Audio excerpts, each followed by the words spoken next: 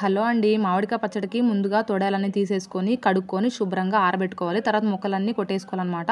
ఆ తర్వాత ముక్కలన్నీ కేజీ డబ్బాతోటి కొలత అయితే వేసుకోవాలి. ఎన్ని కేజీలు ఉన్నాయని చెప్పేసి. నాకైతే 3 కేజీలయితే వచ్చాయి. ఈ 3 కేజీలకి ఒక గ్లాస్ అనమాట. టీ గ్లాస్ కంటే కొంచెం పెద్ద గ్లాస్ అనమాట. తీసి చూడండి. ఈ గ్లాస్ తోటి ఒక కిలోకి ఒక కప్పు ఒక గ్లాసు ఉప్పేసుకోవాలి. నాకు 3 కిలోలు వచ్చాయి కాబట్టి 3 గ్లాసులు ఉప్పయితే వేసుకుంటున్నాను నేను. అలాగే కారం కూడా సేమ్ అంతే. ఒక గిద్ద అంటారు దాన్ని.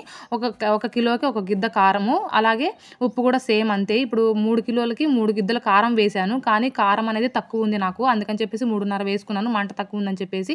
50 గ్రాములు మెంతులు, 100 గ్రాములు ఆవాలు తీసుకొని లైట్‌గా వేయించుకొని ఇంకా మిక్సీకి అయితే పట్టుకొని వేసుకున్నాను. గ్రేవీ కొంచెం ఎక్కువ ఉండాలని చెప్పేసి. అలాగే వెల్లుల్లి కొన్నేమో గర్భాలు తీసి వేసుకున్నాను. కొన్నేమో కచ్చాపచ్చా దంచి వేశాననమాట. ఇంకా ఫైనల్లీ ఆయిల్ అనమాట. ఇది వచ్చేసి శనగ నూనె అయితే తీసుకున్నాను నేను. ఆ శనగ నూనె కాచి చల్లార్చిన శనగ నూనె 1 కిలో అయితే పట్టింది. కొంచెం వేసుకొని ముందు ఉప్పు, కారం అంతా వేసిన తర్వాత బాగా కలిపిన తర్వాత ఇంకా లాస్ట్‌లో ఫైనల్లీ ఆయిల్ అయితే వేసుకోవాలి. అది కూడా ఎక్కువ వేసుకోకూడదు.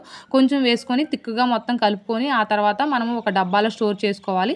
ఆ డబ్బాలో స్టోర్ చేసుకున్న తర్వాత అప్పుడు ఆయిల్ అనేది పైన పోసుకోవాలన్నట్టు. ఇంకా నాకైతే ఆయిల్ అయితే 1 కిలో అయితే పట్టింది నాకు. ఎందుకంటే 3 కిలోలు పచ్చడి కాబట్టి 1 కిలో ఆయిల్ అయితే పట్టింది. ఉప్పు, కారం అంతా కరెక్ట్‌గా మూడో రోజు మళ్ళీ మీరు తీసుకొని చూసుకోండి. ఉప్పు, కారం అంతా సరిపోయిందో లేదో చూసుకొని చెక్ చేసుకొని ఒకవేళ తగ్గితే కొంచెం వేసుకోండి.